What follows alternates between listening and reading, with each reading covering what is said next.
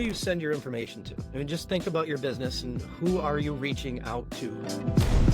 There's marketing efforts, there's sales efforts, there's customer service efforts, all of those customer emotions and data, all live within the CRM. For you to be a successful thought leader, you need to be somebody who is thought of when people think about your subject. At Growth, we strive to do great business with companies who do great business. And once again, welcome, and everybody, thank you guys for joining us. Really excited to have you guys here. And that does it. Well, like I said in that little clip, welcome everybody. As always, my name is Rick Barcellos. I am the community manager here at Growth and the host of our micro lessons. Today I got somebody who I'm really excited to have join us, presenting with us. That's Galen from BrandGen.io, and we're going to be talking about a little bit of account-based strategies and HubSpot and some marketing demand gen magic. So Galen, they're not here to hear from me, man. They're here to hear from you. So please go ahead and take it from you. All right. Thank you, Rick, so much for arranging this. I know how much work it is, and for inviting us in to share our thoughts on, the future of B2B demand gen and where we think it's going. And if it's okay, I'll share screen and we'll dive right in, make the most use of everyone's time. Okay. Let's see. So sharing, and then here. Okay. Can you see the deck? Yes, we can. Okay, we'll go to full screen. So thank you everyone for sharing time with us today, and hopefully you'll get a lot of value out of this. We're excited to present this topic. I think of this as really a playbook, and in reality, it's a set of playbooks. And I've been doing HubSpot for a very long time. Started as a partner when they had 7,000 customers, and have seen a lot of the evolution of HubSpot. And early on, they had inbound marketing. Inbound marketing is this playbook, and we have a tool that can help you do that. And now it's sort of moved into this multifaceted marketing automation tool, MAP, CRM, service tool, et cetera. And they've sort of moved beyond this playbook idea. But I think that there's a lot of value in understanding that there are playbooks that leverage HubSpot in really interesting and valuable ways. And in particular, the way that HubSpot is sort of constructed enables you to do things that, in my view, no other platform can do. And one of those things is account-based RevOps, orchestrated by HubSpot. And we'll talk about what does orchestrated mean, but I think that's an important part of the functionality here that we can talk about. So there's a lot of evolution happening. Things are moving very quickly in B2B marketing. I've heard some people say the death of inbound, which I think is a little bit overstated, but it's definitely getting more difficult, as is traditional sales outbound. Your traditional channels are getting clogged, both in terms of the number of people that are trying to do things like outbound email or things like publishing content that's search friendly. And then when you add AI to the mix, I've literally seen people, post on LinkedIn, I sent 10,000 personalized emails today, or produced 137 blogs, like literally 137 blogs in one day. And the question becomes, are we trying to create value for the recipient of that content, or are we just trying to flood the zone and, hope for the best? And as you can imagine, that's going to really start to clog up these channels as more people are producing more actions or motions in those things. So one of the things that we'll talk about today is what are some uncrowded channels, content syndication for opted-in leads. Why is opted-in important? We'll take a look at that. And an intent signal. We have a webinar coming up with a company called Netline, which addresses that. We're super excited about what they have to say. And then targeted advertising at B2B decision makers and our buying groups out on the open web, on CTV, and to a certain extent, even in avenues like LinkedIn and Facebook. There's still a little bit of room there to stand out and differentiate yourself. ABM as a concept has been around for quite a long time, and there are platforms that pioneered the space. They're fantastic at what they do. I would never diminish what they do. But I think we're starting to see that there are some challenges with that model of an ABM software tool. They tend to come with an enterprise price point, $10,000 a month to have a conversation. So we talk to a lot of folks that say, that's too expensive for me. I'm too early stage. I don't have the funds. whatever. So it's an expensive model.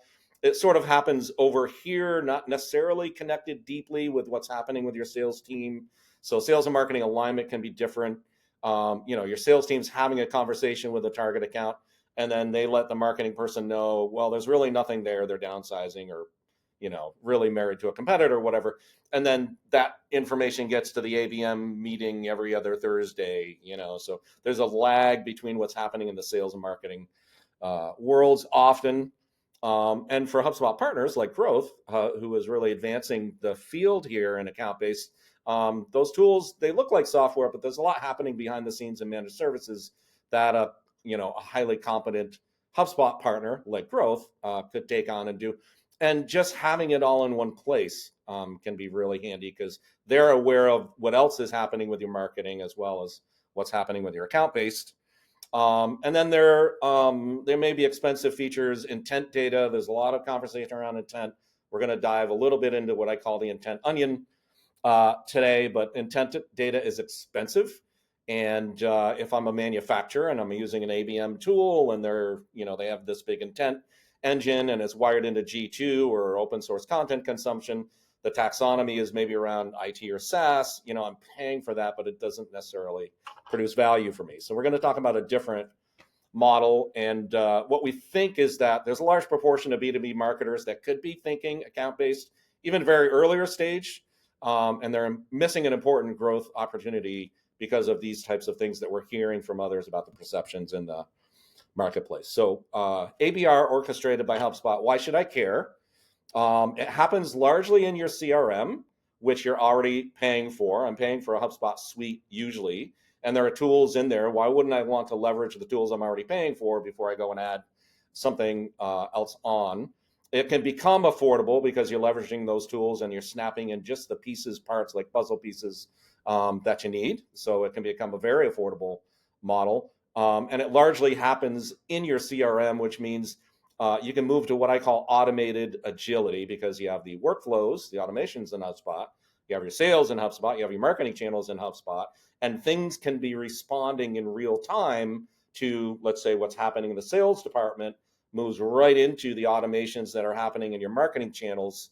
And you can get into a situation where your marketing and sales are naturally aligned because the thing is built and constructed to be that way. And then it's not necessarily marketing, because if you think of some of the strategies that we'll talk about, like land and expand, hey, we're going to land and expand. We land, we ring the bell, we pop the champagne, have a beer, and then we sort of often don't really think about the expand part. But if you think about it, that's an account-based play. I want to go into a different division of an account, or I want to extend it to different locations of an account. So when you get it all one place with the automations, with the apps deeply plugged in, all from the same data set, you're all the way around the flywheel, you're moving in sales and marketing alignment. And with those two things, we think of it more as RevOps as opposed to marketing. From our view, when you see how these strategies are executed, right now at least, only HubSpot has the ability to deliver on this model of HubSpot's of account-based RevOps. And again, your data and sales and marketing are all in the same place. You have deep API connections to tools like ours. Native automation ties it all together in an automated agile model. And we're not alone in thinking this. This is Forrester. Forrester has been writing for quite some time, and you don't hear this much, right? But they've been writing for quite some time about what they call a revenue marketing platform, where the CRMs and marketing automation tools are coming at it from one direction, the ABM platforms are coming at it from another direction, and they sort of see this as, quote, a collision course. And they score HubSpot well. You can see over on the left, like, I was actually surprised, but HubSpot's pretty far up here in the world of account-based revenue marketing platforms, right? And we all know HubSpot's a connected, user-friendly ecosystem, integrates seamlessly. CRM, helps generate fast results, unified customer experience. HubSpot talks about these things. Scored well for analytics, email, web experience, which is you'd sort of imagine. And then where the room for improvement is predictive analytics. And we're going to talk about some analytics that you can source today. And then advanced capabilities, fit modeling, which is a weakness. And then native programmatic advertising, which is where we play.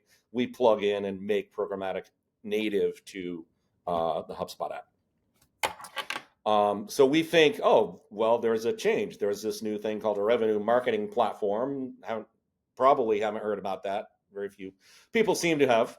HubSpot continues to expand with acquisitions like Breeze and some others. So they're moving further and further into what I would think as account-based tools. So, if we think of this as the future and we think of HubSpot as sort of the core of getting us there, then I think if we change our mindset in terms of what are the tools in HubSpot or what app can I bring in that would sort of be applied in an account-based way, and in particular into different account-based playbooks. So we're going to talk about first, what are my account-based revenue strategy or strategies? Usually more than one is applicable.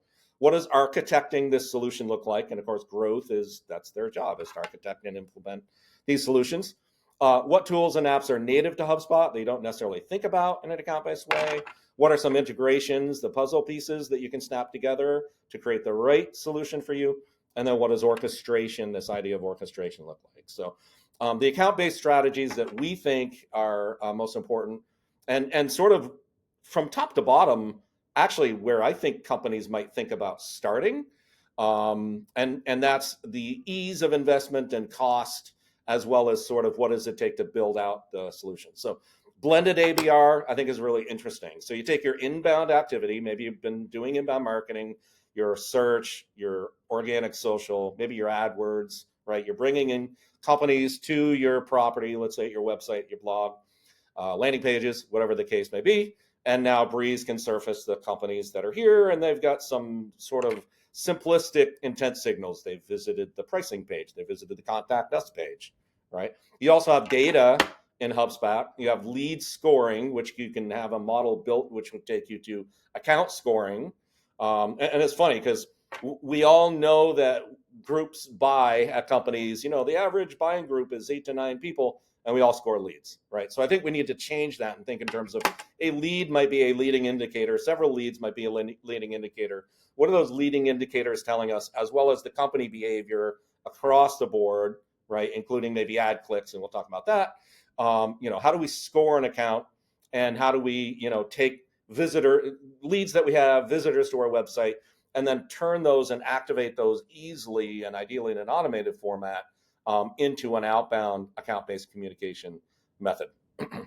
One thing that I talk about all the time is sales reps choice, right? What does that mean? Well, sales and marketing alignment is always difficult. You've got reps maybe on the front line, okay? So the reps on the front line could be given an ICP parameter, your titles, your ICP, right? Here's who we're after.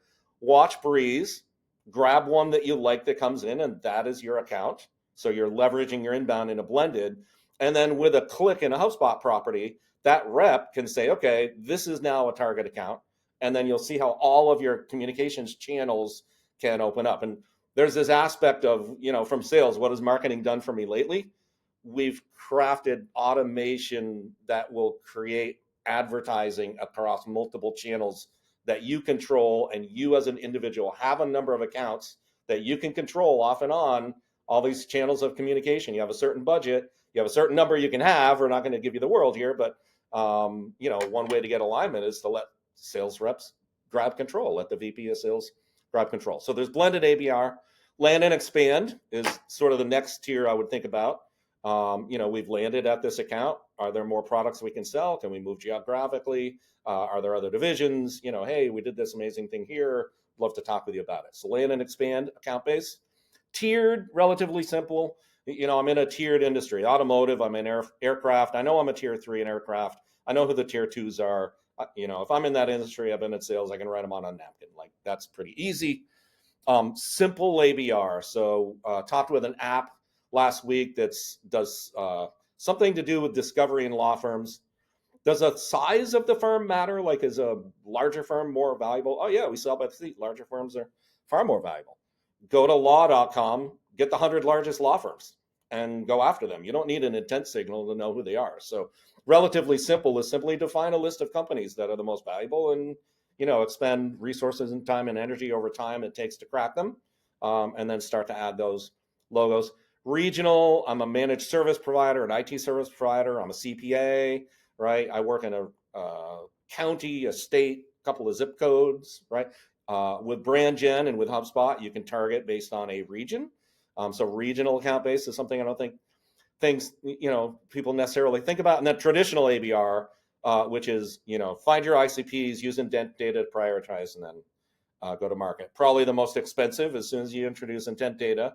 As soon as you use, I'm going to use a tool to source companies, gets more expensive, but the ones above this are relatively less costly, and that's sort of why I tend to rank them this way. So what does architecting look like? So you can't see this, right? And we'll drill into this a little bit, but up here is sort of my foundational strategy, and we'll look at that in a moment.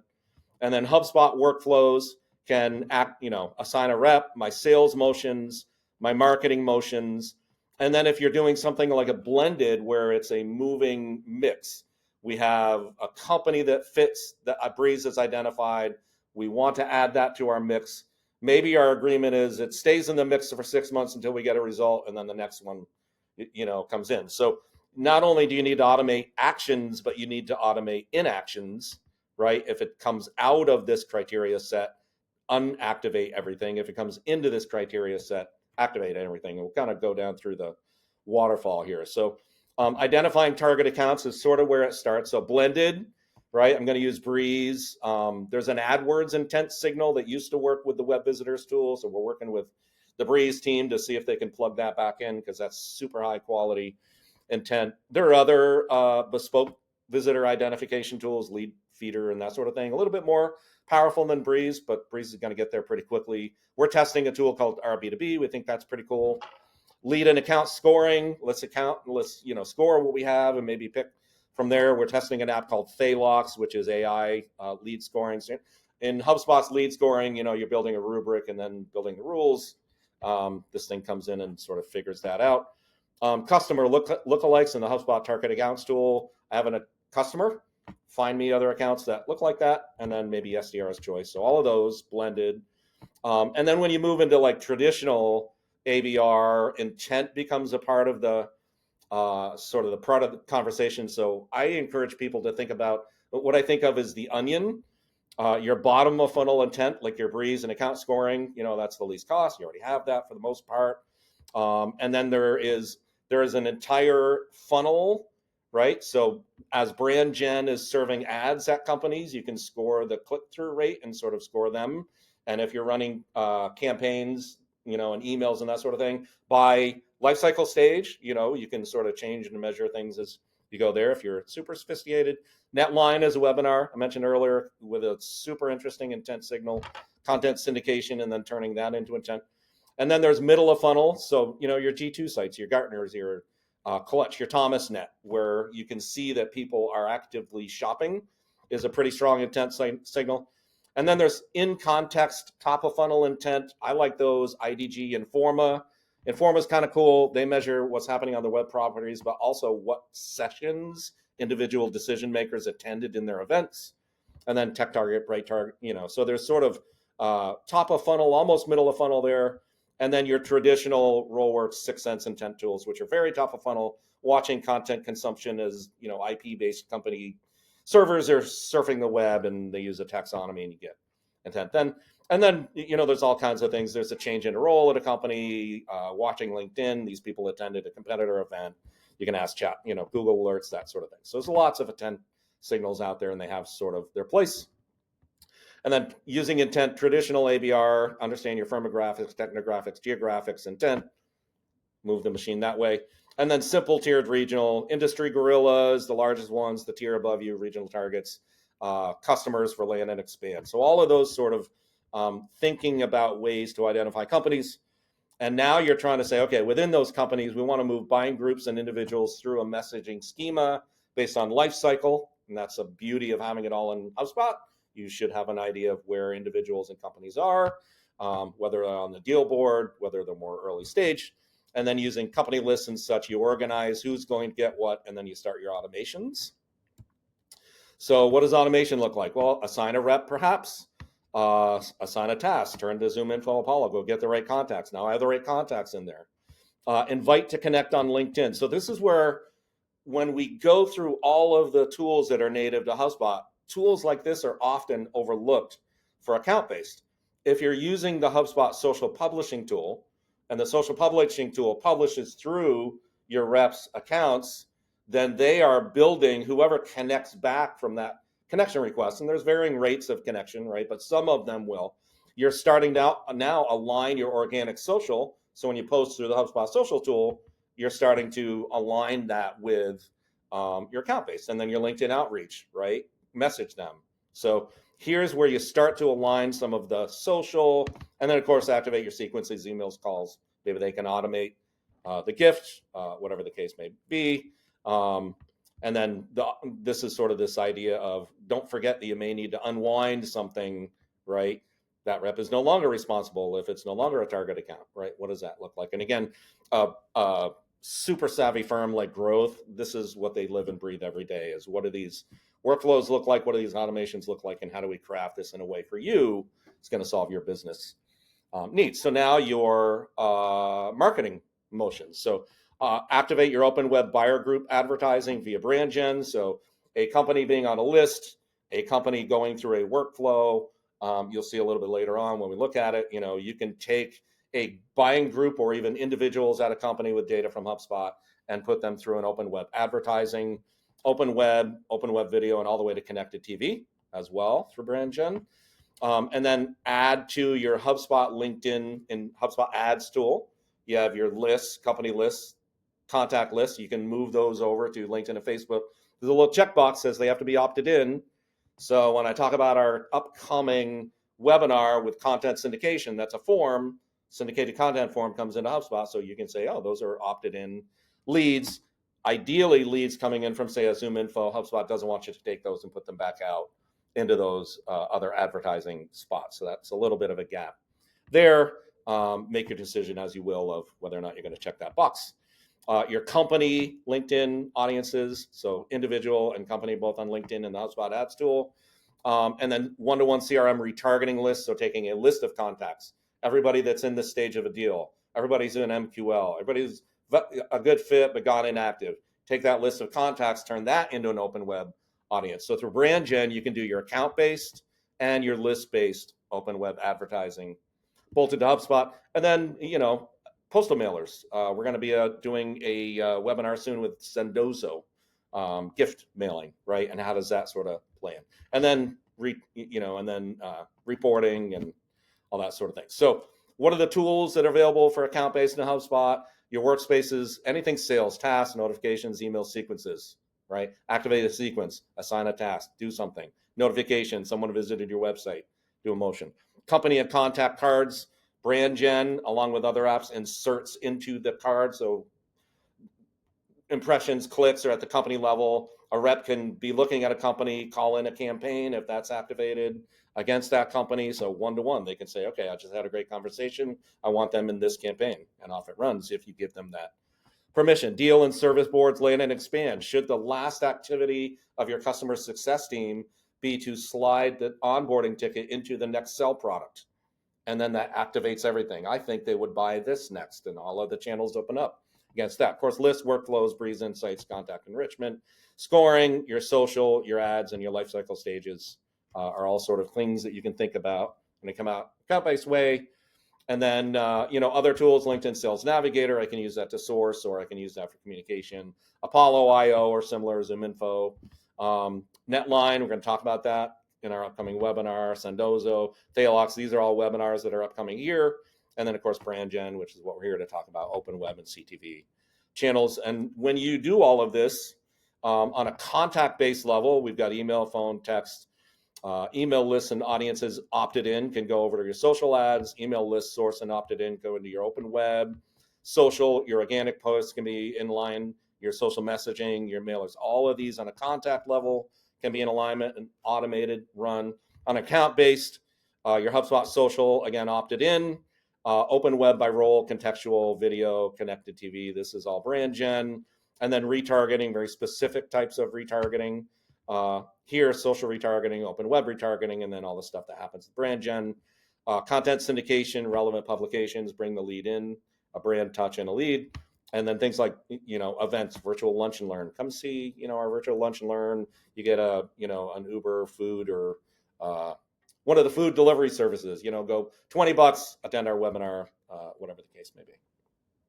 So the sort of the difference is ABM is focused on marketing, happens over there, expensive and complex. ABR aligns omni-channel marketing sales in one tool, automating for synchronized outreach. I kind of like this image of fish. There's no real leader, you know what I mean? They're all just going together. Same. We think this finally delivers on sales and marketing alignment. You're in the same tool, same source of truth, automations, creating automated agility, orchestrating everything. And ABR is all around the flywheel, so it's not just marketing. So sales and marketing alignment built in around the flywheel. And then here's BrandGen. This is our targeting board. So I want to advertise at companies as defined by HubSpot and roles and titles. So this is your traditional account-based advertising. At companies in context, specific publications related to context. Soon will be keywords, topic clusters. So this will be moving more and more contextual options.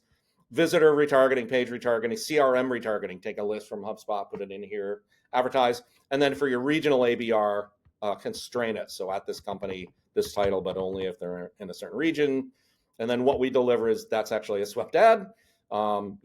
Programmatic advertising either out here where they accept programmatic ads or in trade publications for context that we've organized. Here's where you find IT. Here's where you find cybersecurity. Here's where you find electrical engineers. Content with a click, I can get in context. Here, I'm in a company record. I can add to a campaign if that's allowed within the settings. And then here, a company is added to a campaign. Which industry is it? It's mining in this case. Adds that company buying group, however it was organized initially by title or by context, adds it to that campaign, runs it for 60 days, takes it out of that campaign. So using HubSpot automations, a group of decision makers at a high value target company that you define in real time, moving them through a series of messages, much like an email would go down through contact email workflow. And then the number that I obsess about every day is that number right there, our reviews. So that was it. If you are still here, you're a patient audience. Thank you very much. And Rick, how are we doing, man? I think we're pretty good on time. What do you think? We're pretty good. We got just a couple more minutes, and that's a number to be proud of, by the way. That review number. Congratulations for you. Yeah. I think we have time for maybe one or two questions. You guys can go ahead and drop them on the chat, live stream chat, if you have them. We've also had some that were sent in ahead by other registrants. So maybe to warm things up and get things started, we'll go over those. Got a couple minutes here, but we'll try to get through at least a couple. One of the questions is, I think this is really interesting, right? So they wrote, what do you think about the ethics of ABM, ABR tools when it comes to data? And I think what they're referring to is when we're talking about intent tools, when we're talking about these kinds of tools, like what's your take on the ethics portion of that? Yeah, that is so interesting. BrandGen actually, I was exiting a HubSpot partner, a large HubSpot partner, and I was onboarding a medical image software company in Chicago. And, what are y'all doing for marketing today? And they were spending a considerable amount on trade publication display ads. So we dove into what was that about? And the question from the CEO says, well, shouldn't that be talking to this HubSpot inbound marketing thing? And that became an interesting sort of problem to dive into. So I dove into the ABM space and the ad tech space, and I came away third-party cookies, largely horrified that not only does Experian, without my permission, report on my activity and not always correctly, but then they take that information, they sell it through the ad tech ecosystem so that I'm a cookie that is targetable, and it's a income and credit score, and if I own my home and whatever, and that audience can be bought, and I'm followed around by the right credit card ads, right? In a way, it's nice because if it's done well, it's the right ads, right? So theoretically. So one of the things that we're really cautious about is third-party cookies. When you're targeting companies, if you're familiar with how a website visitor tool works like Breeze, there are a few data providers that are really good at sussing out through public and non-public data that server 11.113.165, whatever, is a server owned by Georgia Pacific Forest Products or whatever, right?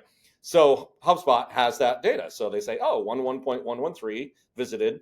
That's, Georgia Pacific Forest Products was on your website. I'm largely okay with that. It's very anonymous. If you can identify a company by the IP signal, it tends to be a large company. It's really hard to get small companies. So it's pretty anonymized, right? So I'm pretty good with that. Role and title targeting is third-party cookies. And I want to talk about that because I'm actually kind of excited the way it's going. Google threatened for a long time, hey, we're the last one. We're done with third-party cookies. Everybody else is already pretty much done, right? We're going to be done with it. And then I think what they looked at was, if we remove that, we're still using basically that.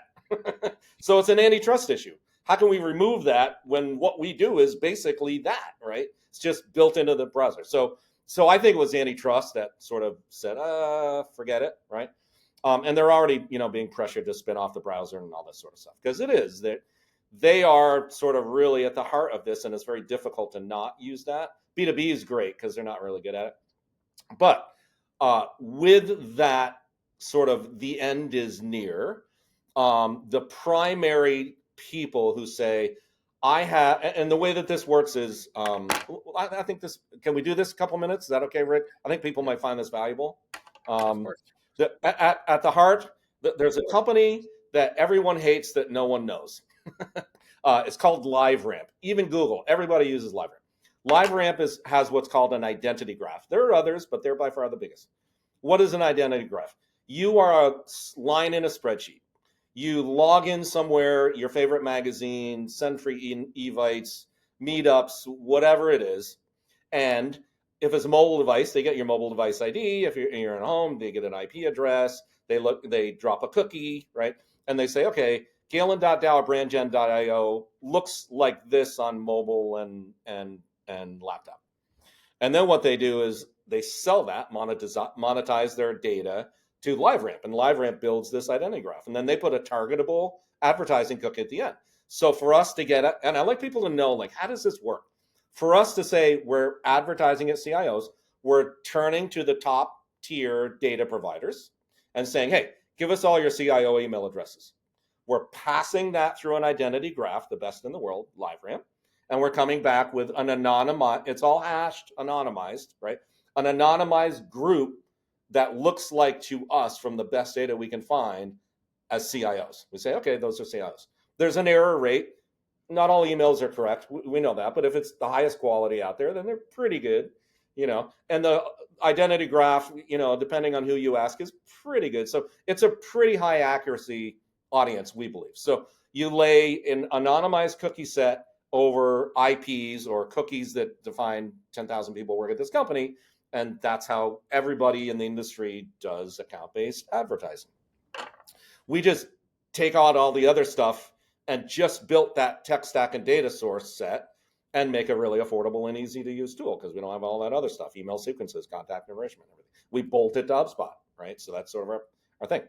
But where it's going, I think, is really interesting. Now you're seeing, I hit a magazine, let's say, and you've had your 3 articles, right? Oh, give me an email address. Give me an email address. Email address, right? Same thing. So I give them an email address, right? Now that email address, instead of the pipes in the browser saying, here's a cookie, the email address now goes back around and says, anybody trying to reach that email address, and that email address is now tied to a first-party cookie, same company, different schema. What I like about it is this. I think the reach will be less because not everybody is opting in. The accuracy will be higher because it's not predictive, it's like real data.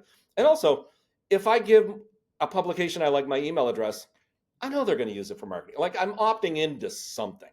It's not just being sold in the background. Yep. You know what I mean? I've opted in and I know they're going to use it for marketing. So where I think it's going is much more, I'm not going to say privacy friendly. It is still anonymized, but more of a motion where at the company level, it's pretty difficult because it's usually a giant audience. And at the individual level, at least they signed up for some sort of marketing buy-in. So I think it's going to get better.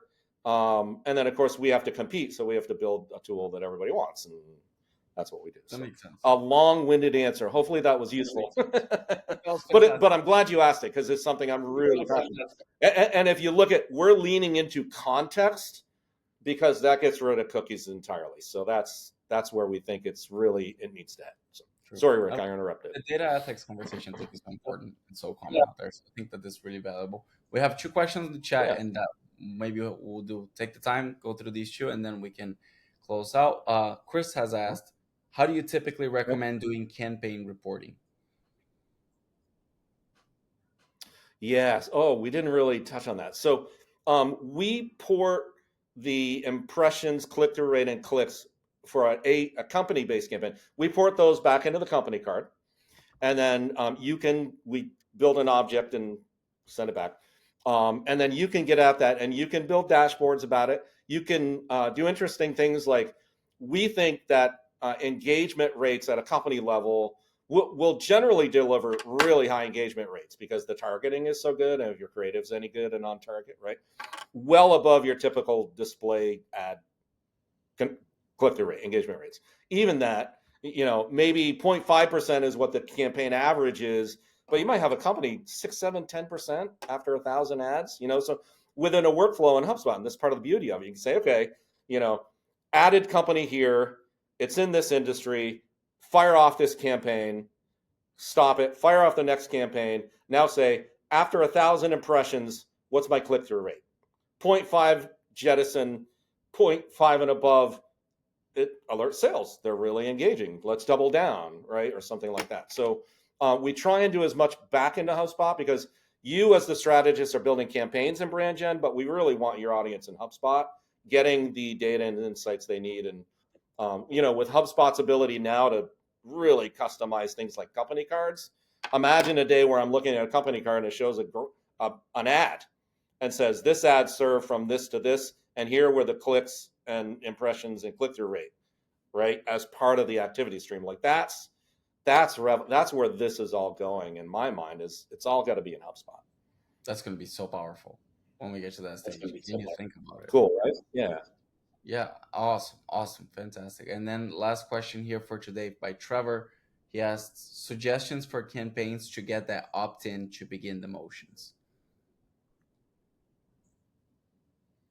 I'm sorry, Rick. Say that again. It broke up just a little bit. So Trevor has asked, do you have any suggestions for campaigns to get that opt-in and begin the motions of ABR?